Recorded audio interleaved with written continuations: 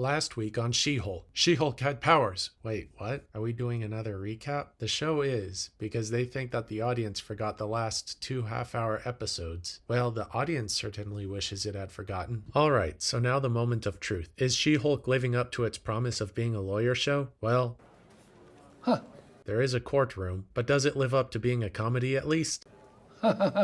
Let me give a spoiler-free debriefing before summarizing the episode. For a 30-minute episode, including all the credits and a post-credit scene where we see She-Hulk twerking, yes, this will be the new dancing baby from Ally McBeal apparently, we have 2 court cases that get wrapped up in this episode. There isn't really any lawyering outside of the court, either. Other than this, it seems that She-Hulk is now viewed less desirably, even sexistly, in the general public when she was just celebrated last episode. This whiplash is wreaking havoc on my neck, so I give this episode a solid thumbs down. Now, spoiler alert. We open to Jennifer checking out Emil to see why he was in a fight club in Hong Kong. She, being the outstanding lawyer head of an entire division of a massive law firm, thinks that he said he wasn't able to transform into Abomination anymore. It turns out, though, he had specified that he chooses not to become Abomination. After this lesson on English connotation and context, she informs Emil that being caught escaped from prison in this Abomination form ruins his chances for parole. He counters that, nah, he was forced out by Wong, the Sorcerer Supreme. Jen then has Nikki try to get a hold of Wong, which she does by sexting him. Jen then breaks the fourth wall and tempts fate again by telling us that this won't be a cameo a week type of show, that Bruce, Emil, and Wong were just to attract people in the start of the show because no one would have watched otherwise. However, don't let this fool you. This show is really about...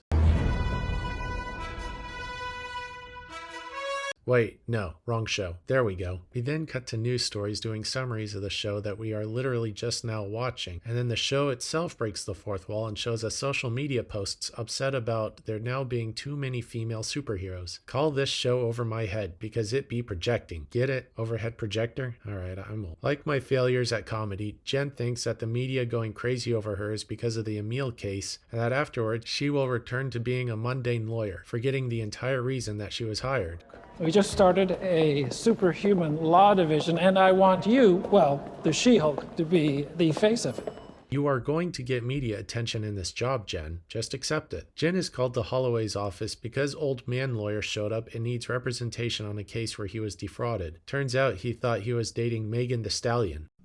Who? I know. She actually is a mega popular artist right now, and I am just aging myself with being unfamiliar with her music. Turns out the girl was really a shape-shifting light elf. Jin ridicules him for thinking he was dating a superstar, ignoring the whole shape-shifting part. Wong then teleports in and confirms that he had stolen Emil because he needed training for his role as Sorcerer Supreme. Training that required them fighting in a public Hong Kong fight club. Wong then declines erasing everyone's memory again and suggests banishing the Abomination to an alternate dimension. That seems rather casual for Wong to be suggesting to send Emil to hell when everyone agrees that he didn't even want to break out. He is innocent in all this. Wasn't Wong more pragmatic in the movies? On the man lawyer's case, Pug and he are discussing the amount spent on a VW sedan he bought for Margaret the mayor. $175,000 is the amount, to which Pug jokingly says that there are whole houses that cost less in this country for that amount. I quickly check to make sure that the show isn't supposed to take place in 2002. Man lawyer leaves and then walks back in to drop the case, but it was really the shapeshifter. Somehow, this isn't used to arrest this person immediately. Back to Emil, he is late to his own parole hearing because he forgot to tell his handlers to drop his container down into the room in time. Jen says that there is a witness that can confirm that Emil was broken out of prison against his will, but Wong is late to show up, so we have a montage of other people who work at the prison discussing in detail how Emil helped set up the library to be more than a shiving station or getting prisoners to make toilet kombucha. Then we get back to Emil's escape. Wong finally shows up and absolutely no one in this mass security prison cares about a man teleporting in as if it was nothing. We cut back to the man lawyer court case. The elf tries to dismiss charges, and when that doesn't work, she, being the daughter of an elven diplomat to New Asgard, tries to use diplomatic immunity. Since the judge reminds everyone that we are not on New Asgard, the case moves forward. The elf then decides to try impersonating the judge as a nice trick, thereby pretty much validating the case of man lawyer. Back to the Emil case. case. Wong then confirms again that he got Emil out and tried to tempt him away to other locations. The parole board is concerned that he still becomes the abomination and wouldn't be able to control his final form, to which he takes a whole minute or two of our runtime to transform and cause Jen to have a meltdown as a resort. After he turns back, Jen runs around like a chicken with her head chopped off for a little bit and then gives a closing argument. Then, Wong is reminded by the parole board that he committed a serious crime by breaking out an inmate. Wong just says whatever and teleports away. No one again gives a care. Jen goes drinking with Nikki and complains again about the attention she's getting and how the case, okay, this was all said before. And again, people hate her now when last episode had everyone cheering. Pug then shows up and complains about Man Lawyer and realizes that these two women would be perfect for tearing Man Lawyer's character and intelligence a new one in the court. They proceed with this and show that Man Lawyer is indeed so stupid he would believe a shapeshifter who can look exactly like a celebrity would actually be that celebrity. The judge then rules in favor of Man Lawyer, and the real stallion by the name of Megan shows up in court and sticks her tongue out. Finally, to cap the episode, the parole board grants Emil's parole, but prohibits him from transforming into Abomination in the future. Jen goes on to a news station where they ask her about her name's origin and then her diet and exercise secrets. She then gets attacked by thugs in an alleyway, turns into She-Hulk, and kills one of them. They try to stab her with something to take a sample of her blood, but the needle is made of aluminum foil and doesn't even break her suit. This fight sucked. The thugs run away and Jen decides not to turn them over to police while they just sit in their car. For all she knows, they might attack another girl later. Post credits. She-Hulk twerking. Well, this was a camel that broke the straw's back. I gave She-Hulk a chance because pilots can be hard and the show might not go in the direction of woman good, man bad. To be fair, Pug and Holloway are competent men, and Nikki is shown to be a ditzy sidekick and may or may not be good at her job and providing anything beyond validation to Jen. Her idea of contacting Wong was thirst trapping him, but it seems kind of funny that you would have in-universe tweets saying, quote, there are too many female superheroes, unquote, when that seems like it would be something the showrunners expect in real life against their show. And besides that, I haven't heard issues with She-Hulk being a woman. I've heard issues with the writing though, so let's get into that. I was promised a lawyer show, and so far I've been delivered a parole hearing and a little bit of a fraud case. The parole hearing basically relied on one witness whose only problem was that he was late. He wasn't even trying to hide the fact that he forced Emil to escape. He just happened to be late to the hearing. The show had to pad out the hearing by having character witnesses tell us, the audience, that Emil is a good guy now, which we already know. Then with the fraud case, the show might have spent just as much time showing that Man Lawyer was a trash, sexist human being as it did actually showing us the proceedings in the courtroom. And all of this was played as a joke anyway. A shape-shifting con artist would be an interesting episode or two where they are trying to figure out how to prosecute someone who can look like anyone, and maybe even infiltrate the other side to read their notes. Nope, the elf basically proves that she can take the shape of anyone in the courtroom, giving Man Lawyer's side an unnecessary edge. Finally, the episode finished with a possible shadowy cabal or something trying to get Jen's DNA for nefarious purposes. The fight is terrible, but maybe it would be interesting if this all turns out to be Holloway all along who wanted the thugs to take Jennifer's blood so that he himself can become a Hulk. Oh, and the post-credit scene was bad, but was still better than Jen crying about Captain America's not virginity. Please don't downvote me for that. I know that She-Hulk twerking with Megan, who is also sometimes known as a stallion, is top tier cringe, but the Captain America bit just annoyed me more. They both sucked as post-credit scenes. Gosh, I missed the MCU Phase 1. Let me know what your thoughts are below, even if it is a copy and paste of the B-movie script. Hit the hippo to subscribe and tune in to the next video where I will either re-examine whether She-Hulk is sexist or I'll post a 10-hour video of She-Hulk twerking.